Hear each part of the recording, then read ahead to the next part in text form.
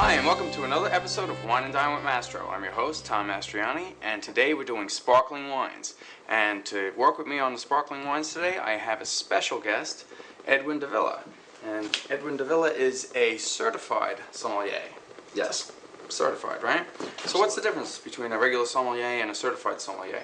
Actually, a certified sommelier has training from an accredited organization such as the Sommelier Society of America, or in my case, the Court of the Master Sommeliers. The Court of Master Sommeliers. That's the best of the best, isn't it? Absolutely. All right, so we're very privileged today to have you here. Thank you. Thank you for having me. So, all right, so we're going to be talking about sparklings today, and I'm going to be making some nice dishes to go with the sparkling.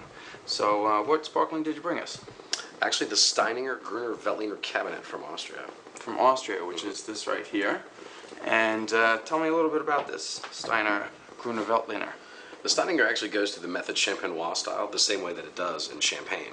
They actually do a secondary fermentation in the bottle and add a dosage, a mixture of water, yeast, and sugar. And they spend a few months aging the wine and turning it and eventually disgorging the lees. Disgorging?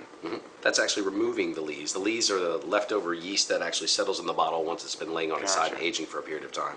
Basically the sediment. Exactly. There you go. All right, so this should always be served chilled. We've had this bottle chilling for a while. So also, when you open any kind of sparkling, you want to make sure that you don't pop it in the wrong direction, first of all. Always beware of where you're pointing it. And you might take out a cameraman's eye or a guest or anything like that. So always be careful. Oh, let it off nice and easy, like that. Alright, now it's always important when you're pouring champagne, you always want to pour it on an angle, kind of like the way you would with beer, because you want to preserve the bubbles. Thank you. Alright. What else can you tell us about this sparkling Gruner Veltliner? Well, this is actually produced in the Kamptal Valley of Austria, which is the second largest wine growing city in Austria. And if you'll notice, I guess you'll term tiny bubbles. Okay. The smaller and the tighter the bubbles are, usually the more well-made the wine actually is. Oh, absolutely. I'm familiar with that. Gruner Veltliner is an interesting grape in that even when made as a still wine, it's almost a great go-to to pair with food. Okay. Right, it's usually presented at the beginning of a meal. Right? Can be as an aperitif or with salads. Alright. Now let's give this a taste. Stay. Alright. Cheers. Now, as far as smelling it and tasting it, it's similar to tasting wine. Absolutely. The only difference is you're looking for the effervescence of the sparkling. And how much it is. And also, you'll notice that once it goes into your mouth, once the bubbles start to die down, you'll actually get a little bit more concentration of flavor. Now, since it's chilled prior, are you losing any flavor initially? Absolutely not. As a matter of fact, you're exciting the acidity and also the fruit character of it. Okay. That makes a lot of sense. Now, let's give it a shot.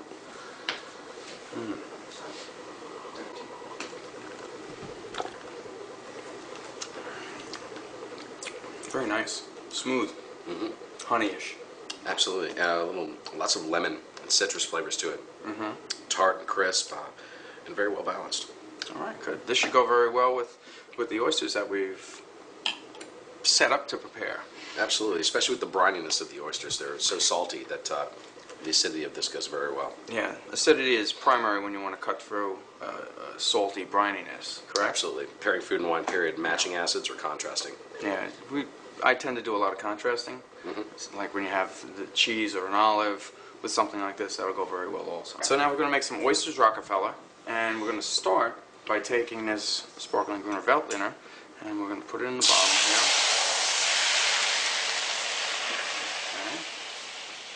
Okay. And we're going to add some creme fraiche. Okay. Put that in there. What exactly is creme fraiche, Tom? Well, creme fraiche is basically sour cream and yogurt left in a warm, dry place for like 24 hours, and it turns into creme fraiche. And it basically means creamy cream. We're going to add some spinach here. We're going to mess the spinach. So let's get a little bit of spinach in there. So then we're going to add a little salt and pepper. A little pepper first. I like to use crushed red and black pepper. It's kind of cool looking, so that's why I have it in the kitchen here. A little salt. We use sea salt.